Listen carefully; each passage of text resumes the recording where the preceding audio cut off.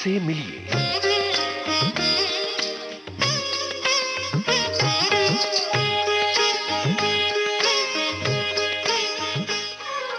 इनसे मिलिए। आज के इस प्रोग्राम में मिलिए हिंदी फिल्मों के सुप्रसिद्ध पटकथा लेखक, संवाद लेखक, गीतकार और शायर संजय मासूम से। इनसे आपको मिलवा रही हैं टेलीफोन पर की गई बातचीत के जरिए ममता सिंह। दोस्तों, मैं हूं आपकी रेडियो सखी ममता सिंह और इस वक्त हमारे साथ टेलीफोन लाइन पर मौजूद हैं एक ऐसी शख्सियत जो है स्क्रीन प्ले और डायलॉग राइटर। वो गीतकार भी हैं, शायर भी हैं और पत्रकार भी रह चुके हैं। वो हैं संजय मासूम। संजय जी नमस्कार। नमस्कार। अगर हम सच के साथ होते हैं तो हमें जीते जी हार नहीं माननी चाहिए। घायल वंस अगेन का ये संवाद खूब सुना जा रहा है।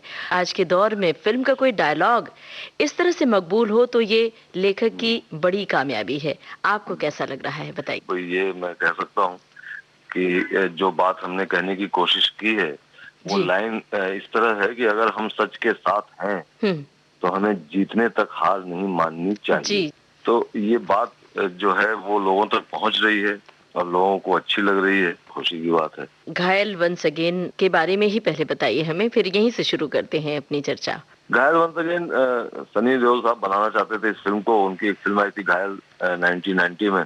तो वो कैरेक्टर जो था अजय मेहरा का, वो उनके दिल के बहुत करीब था और वो उसको बनाना चाह रहे थे, उस कैरेक्टर को वापस लाना चाह रहे थे। उसकी कहानी पे बात करते करते और इतने साल गुजर गए, मतलब 25 साल बाद मुझे लगता है कि ये शायद हिंदी सिनेमा में पहली बार हुआ कि कोई कैरेक्टर इतने लंबे अंतराल के बाद वापस आया। फाइनली हमने ये कहानी उनके दिमाग में आई, कहानी उन्होंने सोची और फिर मैंने और हमारे साथ को राइटर थे विशाल, हमने दोनों ने मिलकर फिर उसको बनाया और उन्होंने बहुत प्यार से खुद डायरेक्ट किया सनी देओल ने इसको और लोगों ने प्यार से देखा। सनी देओल से किस तरह की आपकी ट्यूनिंग रही फिल्म के दौरान? सनी देओल से मेरी ट्यूनिंग एक्चुअली बहुत पुरानी है और मैंने अपने करियर की शुरुआत सनी देओल साहब के साथ ही की। अगर इस तरह से भी कह सकते हैं कि उन्होंने मुझे ब्रेक दिया है। चलो कौन सी फिल्म थी वो? पहली फिल्म उनके साथ जो मैंने की थी वो उसका नाम था जोर। उसमें सनी देओल जी थे और सुष्मिता सेन थी और वो ये फिल्म 1996 में आई थिंक रिलीज हुई थी। तो वो मेरी पहली फिल्म थी। तो उस फिल्म के दौरान एक ऐसा एक बन गया, नाता सा जुड़ गया सनी के साथ। वो बहुत बड़े स्टार हैं, मैं एकदम नया था। तो लेकिन जिस तरह से उन्होंने मेरी लाइंस को और मुझे एक बोल सकते हैं आपके प्रोत्साहन दिया, मतलब मुझे हमेशा एक बात बन गई और जो मैं कहना चाह रहा था वो समझ जाते थे। तो इस तरह से उनके बाद जोर के बाद हमने काफी फिल्में की उनके साथ। जोर की, चैंपियन की, इंडियन की। फिर उन्होंने जो पहली फिल्म डायरेक्ट की दिल लगी वो लिखी उनके साथ। तो इतना सारा काम करने के बाद एक कंफर्ट जोन का एक बन गया था मामला, है अभी भी। तो अभी इतने सालों बाद जब उन्होंने सोचा कि हम खुद डायरेक्ट करेंगे फिल्म घायल, तो फिर बुलाया और बहुत फिर जाहिर बहुत अच्छा रहा और बहुत काम करने में उनका मजा आया। और ये तो घायल वंस अगेन की बातें हुई। अब जन्नत और जन्नत 2 की बातें करते हैं। महेश भट्ट साहब की फिल्म, उनसे किस तरह से आपका तालमेल रहा और उस फिल्म के बारे में हमें बताइए। महेश भट्ट साहब से मेरी किताब, एक्चुअली गजलों की किताब मेरी छपी थी 2000 में। उसका नाम था यहीं कहीं। उसको रिलीज किया था महेश भट्ट साहब ने और उस दौरान वो गजलें पढ़ी हुई थी तो उनको बहुत बहुत अच्छी लगी थी। मेरे पता नहीं, मुझे मेरे शेर बहुत अच्छे लगे थे। तो उन्होंने कहा था कि चलिए अब हमसे मिलिए, आप हम कुछ और काम करेंगे आगे। लेकिन फिर जैसा मैंने बताया, मैं सनी के साथ फिल्में लिखने में व्यस्त हो गया और मैं उनसे मिल नहीं पाया। उसमें भी मुझे लगता है कि 3, 4, 5 साल का अरसा निकल गया। फिर एक फिल्म थी, उसका नाम था किलर। उसमें इमरान हाशमी और इरफान खान थे और वो नए लोग थे, रक्षा मिस्त्री हसनैन करके। वो महेश भट्ट साहब ने उनको ब्रेक दिया था एज डायरेक्टर। तो उसके लिए मैं डायलॉग के सिलसिले में फिर जब मेरी मुलाकात हुई भट्ट साहब से तो उन्होंने कहा, अरे मैंने तो आपको कहा था कि आप मिलिए और मैंने आपकी किताब और इतने सालों बाद मिल रहे हैं आप जी। तो बहरहाल तो मैंने कहा कि बस ऐसा है। तो वो मैंने फिल्म लिखी किलर, उसके डायलॉग लिखे और वहां से भट्ट साहब के साथ एक ऐसा रिश्ता बना जी। जो आज भी, जब भी मतलब आज भी वैसा ही है, वैसा ही तरोताजा है और उनके साथ काम करना अपने आप में एक अनुभव होता है। तो मैं इस मामले में अपने आप को मतलब खुशकिस्मत मानता हूँ। और हमने सुना है कि जो आपकी गीतकारी का सफर शुरू हुआ तो वो उन्हीं की बदौलत शुरू हुआ, उन्हीं की मतलब बदौलत, उन्हीं के बिल्कुल, बिल्कुल। प्रेरणा से। तो बिल्कुल, बिल्कुल, भट्ट साहब की बदौलत, उनके साथ एक्चुअली मैंने 3-4 फ़िल्में लिखी हैं एज़ डायलॉग राइटर। फिर जब जन्नत 2 के दौरान मैंने डायलॉग उनको नरेट किया, तो ऐसे ही हम लोग बैठ के खाना खा रहे थे एक जगह, तो वो उन्होंने सडनली उन्होंने कहा हुँ। कि अरे आपसे तो मेरी मुलाकात एज़ शायर हुई थी, तो आप गाने क्यों नहीं लिखते हैं? तो मैंने उनसे कहा कि भट्ट साहब अभी एक दुकान चल रही है डायलॉग, ठीक है गाने नहीं बोला नहीं आप गाने लिखिए। तुरंत उसी समय उन्होंने डायरेक्टर जो थे फ़िल्म के कुणाल देशमुख, उनको कहा कि अभी प्रीतम से बोलिए कि जो भी ट्यून बनाएँगे वो संजय जी को देंगे। तो ज़ाहिर-सी बात है कि उन्होंने ट्यून आ गई और मेरे हाथ-पाँव फूल गए। हुँ। और क्योंकि मैंने कभी ट्यून पे इस तरह से गाना लिखा नहीं था, मतलब एक कमर्शियल फ़िल्म का गाना। भट्ट साहब ने कहा था तो उसको तो करना ही था, जी। दूसरा कोई रास्ता नहीं था। तो इस तरह से अब लिखा मैंने गाना और लिख के सुनाया और उनको अच्छा लग गया। तो इस तरह से तो शुरू हो गया सिलसिला। तो जन्नत 2 में मैंने 2 गाने लिखे, फिर राज 3 में 3 गाने लिखे और फिर आशिकी 2 में 1 गाना लिखा। तो इस तरह से सिलसिला चला। तो ये भट्ट साहब की ही बदौलत है कि हुँ। मैं गाने भी लिख पाया। राज 3 का जो गाना था शफ़क़त अली ने गाया, ज़िंदगी से जी। चुरा के ज़िंदगी में बसा के जी। ज़िंदगानी बनाया है, इस तरह से हाँ, कुछ। हाँ, हाँ। जी, यही था। तो बताइए ना इसकी रचना प्रक्रिया के बारे में कुछ?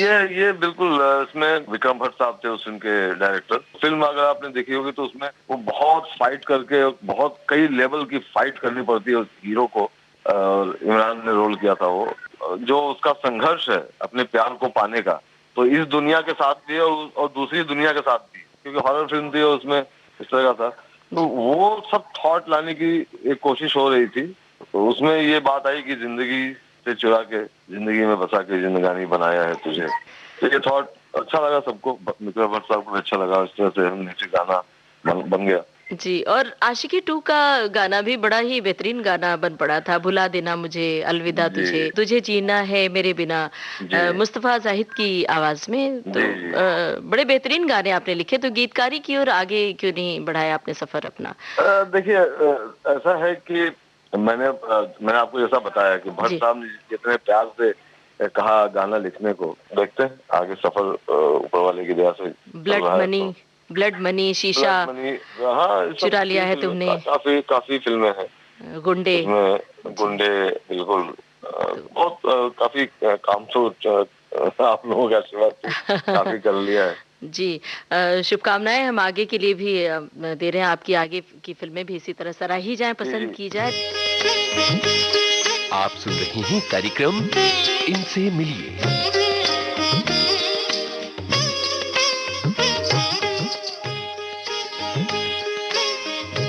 क्रिश 3 भी आपके लिए बहुत ही महत्वपूर्ण फ़िल्म थी, उसमें भी बिल्कुल, मतलब ऋतिक बिल्कुल, रोशन, राजेश रोशन साहब थे, तो बिल्कुल, ज़ाहिर-सी बात है।